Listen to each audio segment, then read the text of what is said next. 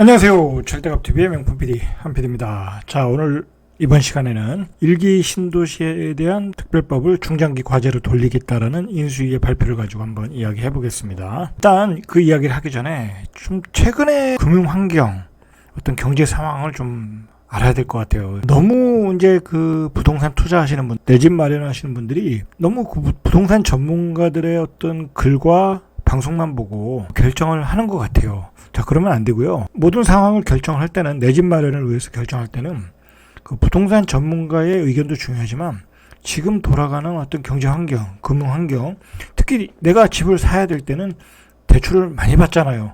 자, 금리 상황도 파악하고 사셔야 된다. 우리 지금 경제가 맞닿고 있는 어떤 경제 상황은 지금 굉장히 어떤 위기의 상황이에요. 오늘도 뭐 주식이 폭락을 했고, 미국도 폭락을 하고 있고, 주식이 또 폭락하고 있는 이유 중에 하나가 금리 폭등이거든요. 자, 0.5포인트를 올린다고 해서 빅스텝 때문에 폭락을 했던 게 최근에 어떤 주식시장이었고 경제 상황이었는데, 자, 지금 0.5가 아니에요. 0.75까지도 계속해서 올려야 된다라고 지금 미국에서 연준에서 이야기가 나오고 있어요.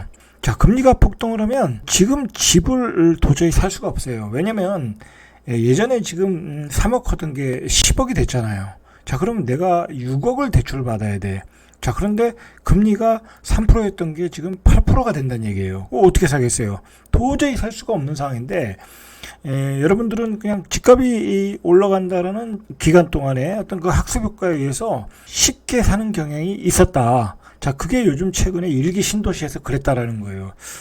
제가 누누이 얘기했지만 절대로 가볍게 움직이면 안 된다. 지금은 부동산 시장이 사이클상 고점이다. 자, 금리도 폭등 시기로 갔다. 여러 가지 상으로 봐서는 지금 도저히 그리고 확고한 어떤 확실한 그 공약도 아니고 확실하게 법이 제정된 것도 아닌데 너무 쉽게들 움직여서 또다시 고점에 잡더라는 거예요. 지금 여러분들은 잘 모르겠지만 지금 서울의 일기 신도시를 빼고는 제가 최근에 이제 많은 그 지역 관련 프로그램들을 올리고 있지 않습니까? 뭐 매덕 폭락했다, 뭐 그런 지역 그 정보를 올리고 있는데, 제가 일일이 뒤져보면 폭락을 했던지 거래가 안 됐던지예요. 폭락하지 않은 지역은 조금 빠졌지만 거래가 몇 개월 동안 되지를 않고 있어요. 지금 그나마 됐던 게 일기 신도시예요. 일기 신도시. 그나마 대선 공약 때문에 뭐 용적률 500% 재건축이 앞으로 가능하다라는 그 알 수 없는, 정체를 알 수 없는 그 어떤 그 재료에 의해서 여러분들이 달려들었던 거예요. 불나방처럼. 자, 그게 또 문제가 될 수 있어요. 자, 그렇게 집값이 오르면 어떻게 한다고 그랬어요? 인수위에서는 분명히 브레이크를 걸 것이다. 자, 그리고 지금 나왔던 공약은 선거를 위한 공약이에요. 선거를 위한 공약이 뭐 제대로 준비가 돼서 나왔겠습니까? 그게 다 급조돼서 나온 거지. 그러면 일기 신도시가 예를 들어 한 29만 가구인데 그 가구를 그 선거 때 공약을 가지고 그냥 한다는 게 그렇게 말처럼 쉽지가 않다. 뒤에서 얘기하겠지만 인수에서도 마스터 플랜을 만들어야 된다라는 거예요. 마스터 플랜. 여러분, 마스터 플랜이라는 얘기가 나오면 중장기 과제가 되는 거예요. 중장기가 되면 3년, 5년이 되는 거예요. 윤석열 정부 내에서 잘해야 특별법이 만들어지는 정도. 그게 어떻게 만들어질지도 모르지만 뭐 그런 속도밖에 안 된다라는 거. 자, 지금 미국의 금리는 폭등하고 우리의 금리도 계속 올리고 있잖아요. 자, 그리고 미국의 주택 모기지 금리가 폭등을 하고 있어요. 미국의 금리가 올라가고 있으니까. 자, 그러면 미국의 집값도 떨어질 수 있죠. 자, 그리고 우리가 지금 심각한 게 뭐냐면 지금 모든 물가가 오르잖아요. 석유도 오르고 밀값도 오르고 뭐 라면값도 오르고 식료품값이 다 오르고 그런 상황이잖아요. 자, 그렇게 되면 어떻게 되겠어요? 내가 그동안 사던 것을 소비를 안 할 수밖에 없어요. 그렇지 않겠습니까? 월급은 그대로인데 물가는 폭등했어. 그게 스태그플레이션이라는 거야. 여러분, 얼마 전까지도 스태그플레이션이 안 온다라는 전문가들이 많았거든요. 특히 부동산 하시는 분들. 그리고 뭐 금융 전문가들도 그렇고. 근데 실제로 지금 우리는 어쩌면 스태그플레이션에 지금 이미 진입한지도 몰라요. 그렇지 않겠습니까? 내가 소비하던 거에 반을 줄였으면 그거 자체가 스태그플레이션이다. 자, 그리고 우리나라는 결국은 수출이 잘 돼서 그게 이제 유동성이 돼서 국내 유동성이 돼서 그게 월급으로 나가고 그러면서 사람들이 소비하고 집을 사고 그런 거거든요. 석유값이 두 배가 되면서 우리는 무역 수지가 2개월 연속 적자이다. 보세요. 인플레이션, 스태그플레이션, 경기 불황으로 가고 있다라는 거예요. 경기 불황으로. 자, 이런 국면에 집을 고점에 잡는다. 그것도 싼 가격이 아니라 최고점에 잡는다. 그거 제가 보기엔 거의 자살행위야. 그건 자살행위. 그래서 제가 일기 신도시가 들썩거릴 때 절대로 가서 사지 마라. 그건 말 그대로 공약이다. 공약일 뿐이다. 자, 그리고 지금은 중요한 게 제가 누누이 강조하지만 지금 부동산은 가격은 사이클상 고점이에요. 전국이 다 고점을 찍었어요. 그냥 일기 신도시만 들썩거렸을 뿐이야. 한번 모니터링을 해보세요. 거래가 말랐고 심지어는 1년 동안 거래가 안 된 단지도 많아요. 수천 가구가 되는 단지에 3천 가구 이상 넘는 단지에 한 6, 7개월 동안 하나가 거래됐더라. 이게 말이 됩니까? 자, 여러분들은 일기 신도시는 공약과 워딩, 그 들썩거리는 기사, 그리고 그걸 선동하는 사람들에 의해서 일기 신도시가 들썩거렸고, 여러분들은 그거 사신 분들은 꼭지에 물린 거예요. 제가 보기엔 당분간 꼭지에 물린 거예요. 그게 언제 고점을 다시 뺏길지 모르지만 분명히 당분간은 꼭지에 물렸다. 그렇게 보셔야 돼요. 자, 오늘은 주제가 일기 신도시니까 일기 신도시를 보면, 자, 일기 신도시는 분당, 일산, 중동, 평촌 3번 5군데이고 1989년도부터 1997년까지 입주했어요. 총 432개 단지에 29만 2천 가구. 자, 29만 2천 가구면 이제 경기도잖아요. 자, 이렇게 되면 이게 간다는 게 아니에요. 간다는 게 아니다. 이걸 경기도에서 핵심 도시를 어떤 마스터 플랜, 큰 계획 없이 무조건 용적률을 상향해서 재건축이 이루어지겠냐 이거예요. 상식적으로도 그렇게 될 수가 없다라는 거예요. 자, 평균 용적률이 분당이 184%, 일산이 169%, 평촌이 204%, 삼본이 205%, 중동이 226%. 자, 이 평균 용적률을 보면 이 분당 일산이 얼마나 쾌적한가를 알 수 있어요. 자, 이 분당 일산의 강점이 뭐냐면 쾌적함이에요. 그리고 분당 같은 경우는 또 임대 아파트가 없다고 그래요. 자, 그리고 강남하고 가깝고 그런 그 장점이 있는 도시다 보니까 재건축을 하면 그 효과를 내겠죠. 자, 그런데 예를 들어서 이걸 지금 용적률을 500% 올린다. 예를 들어서 이제 막 일반 사람들은 무조건 다 용적률을 500% 올리는 줄 아는데 그게 아니잖아요. 내용을 살펴보면. 자, 예를 들어서 그냥 그렇게 500% 올린다고 하면 이 분당 일산의 쾌적성은 다 날아가는, 이 분당 일산 주민들도 그걸 바라지 않아요.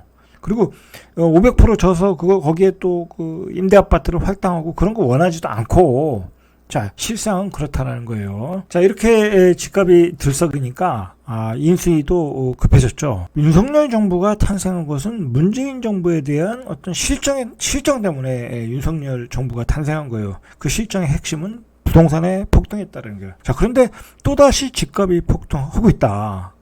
그것도 일기 신도시에서. 윤석열 정부에서는 당연히 일어나면 안 되는 일이죠.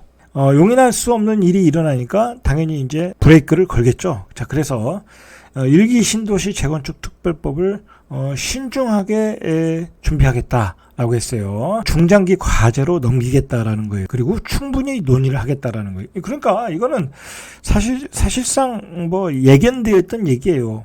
공약이 나오고 집값이 들썩거리고 그것에 따라 인수위는 이런 워딩이 나올 것이라고 분명히 일반적으로 예측이 가능한 건데, 뭐랄까요, 그 일반인들이 너무 마음이 조급해서 또 들썩거리면서 집값이 들썩거리면서 매수를 너무 급히 했던 것 같아요. 자, 그거는 이제 중장기 과제로 넘겼고, 그리고 또 인수위에서 뭘 폐기를 했냐. 30년 이상 된 아파트는 안전진단 면제를 하겠다라는 공약을 했는데, 자, 이것도 사실 또 집값을 들썩거릴 수 있는 충분한 요인이에요. 이것도 공약을 안 되겠다. 이건 아예 폐기를 해버렸어요. 공약의 거품을 다 빼고 있는 거야. 공약 거품을. 자, 그런 과정이 있는데 왜 거기서 들썩거리냐. 그러나 이제 인수위에서는 이제 계속해서 강하게 추진하겠다고 하는 것은 재건축 초과 이익 환수법은 연내 개정을 추진한다고 그래요. 자, 인수위원회가 집값을 자극하지 않기 위해서 규제 완화 관련 속도에 들어갔는데, 자, 이제 이 사람들이 얘기하는 게 뭐냐면 이제 1기 신도시 전체 마스터 플랜을 수립하고 특별법 제정을 하겠다라는 거예요. 그리고 충분한 의견 수렴과 사회적 논의를 거쳐 정비 산업을 진행하겠다. 자, 이 워딩을 우리가 좀 해석을 해야 돼요. 자, 일단 마스터 플랜을 수립한다는 거는 어디서 많이 듣던 얘기예요. 이렇게 되면 이게 기본 계획이잖아요. 기본 계획은 이게 10년이 걸릴지 10년 뒤, 20년 뒤에 진행되어야 할 일들을 준비하는 게 마스터 플랜이에요. 그러니까 상당한 시간이 걸린다라는 거예요. 그래서 특별법 제정까지 가겠다. 기약이 없다라는 거야. 기약이 없다. 재건축의 어떤 그 추진을 위한 특별법에 대한 일기 신도시의 재건축 특별법 추진을 위한 기약이 없다라는 거예요, 이제는. 자, 그리고 충분한 의견 수렴을 하겠다. 그리고 사회적 논의. 사실 일기 신도시의 특별법은 굉장히 그 일기 신도시한테는 굉장히 그 특혜예요. 자, 그러면 나머지 도시들한테는 뭐 경기도권의 나머지 도시들, 그리고 또 기타 광역시들, 기타 다른 도시들한테는 엄연한 차별이죠. 왜 그러냐면 예를 들어서 거기는 특별법 정해줘서 용적률을 올려주고, 그러면 뭐 광역시에 있는 뭐 택지지구, 예를 들어 뭐 대전에 있는 뭐 서구에 있는 택지지구는 그럼 어떻게 할 거야? 그렇게 되잖아요. 자, 그런 문제가 생기잖아요. 그리고 분명히 이제 특별법이 제정이 되면 그게 이제 유리하게 일기 신도시에 유리하게 법이 그건 다른 도시에서도 불만이 많겠죠. 그러니까 이게 어떻게 보면 쉽게 추진할 수 없는 정책이에요. 그러니까 지금 다른 도시들의 집값은 다 떨어지고 폭락하고 있는데 일기 신도시는 폭등하고 있잖아요. 자, 그것 때문에 어떻게 보면 인수위원회와 윤석열 정부는 당황스러운 거야. 그렇지 않겠습니까? 이거 우리는 뭐야? 그렇게 되는 거잖아요. 그죠? 지금 지방선거가 몇 개월 안 남았는데, 또 그거에 대해서 또 다른 요구를 할 수 있잖아요. 다른 그 도시와 택지지구에서. 우리도 그러면 특별법을 정해달라. 그렇게 되잖아요. 자, 그렇게 되면 이게, 뭐, 주택정책이 제대로 돌아가겠어요? 그리고, 인구가 자꾸 용적률을 높여준다는 것은 그 안에 더 많은 인구가 들어서 사는 거고, 어떤 더 많은 어떤 그 문제, 어떤 환경의 문제, 어떤 인프라 부족의 문제, 교육 환경의 어떤 부족, 뭐 여러 가지 문제가 발생할 텐데, 그게 쉽지 않다라는 거예요. 자, 그리고 일기 신도시를 그렇게 용적률을 올려준다는 것은 예를 들어서 그 옆에 있는 어떤 다른 그 택지지구, 뭐 소규모 택지지구들이 많잖아요, 주변에. 난개발이 됐으니까. 자, 그러면 거기는 또 슬럼화가 된다는 거야. 응? 예를 들어서 어떤 광역시에서 커다란 택지를 개발했는데 구도심은 슬럼화되는 현상들이 있잖아요. 그런 그 문제도 발생할 수 있다라는 거예요. 그래서 치밀하게 어떤 마스터 플랜을 짜지 않으면 안 될 상황이라는 거야. 이거 뭐 인수위에 어떤 전문가들이 다 들어갔는데 뭐 그 사람들이 그걸 모르겠습니까? 당연히 이렇게 가야 되는 게 맞다. 그리고 꽤 많은 시간이 걸려야 된다라는 거예요. 꽤 많은 시간이. 그러니까 지금 고점에 집값을 잡으신 분들은 너무 일찍 그것을 반영해서 들어갔다라고 보시면 되는 거예요. 앞에서도 봤듯이 공약도 폐지하겠다. 준공 30년 단지의 정밀 안전 진단 폐지 공약은 사실상 폐지하기로 했다. 자, 그러니까 이제 집값 안정에 주력을 다 하겠다라는 거야. 윤석열 정부의 어떤 방침은 집값을 띄우는 정책, 규제 완화를 통해서 집값을 띄우는 게 아니다.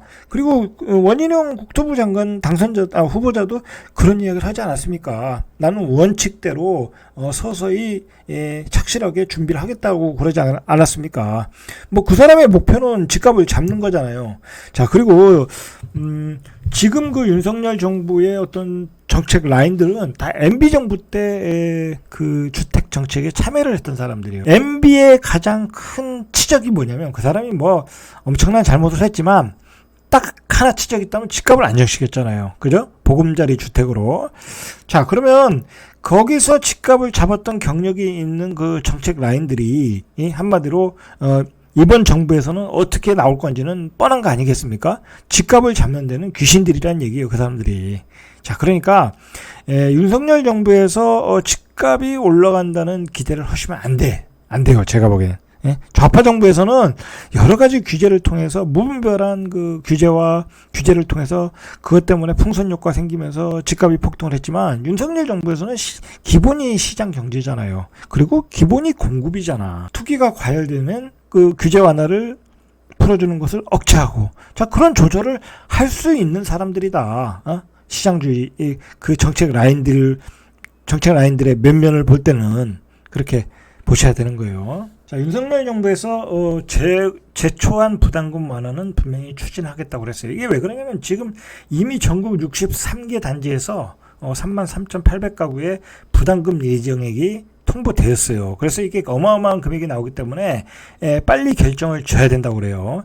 그래서 이게 지금 정부가 현행 3천만 원 이하인 경우에 면제 기준인데 그 가격을 상향을 하겠다는 거예요. 예를 들어서 3천만 원이 아니라 뭐 4천만 원, 5천만 원 이제 그렇게 상향 조정하고 3천만 원 초과 이 구간별로 10%부터 최대 50%인 부과율을 절반가량 낮추는 방안을 유력하게 검토하고 있다. 이 제초한제는 분명히 강하게 제초한 부담금 완화는 강하게 추진할 가능성이 분명히 높아요. 이것도 안 하면 문제가 있겠죠. 공약은 공약이다라는 거예요. 여러분 그 문재인 대통령이 당선될 때 공약을 했을 거 아니에요. 많은 공약을 했을 거예요. 뭐 그대로 된 게 뭐가 있겠어요. 그죠? 없어요. 없다. 오히려 집값이 폭등했을 뿐이지. 자, 공약은 공약인 거예요.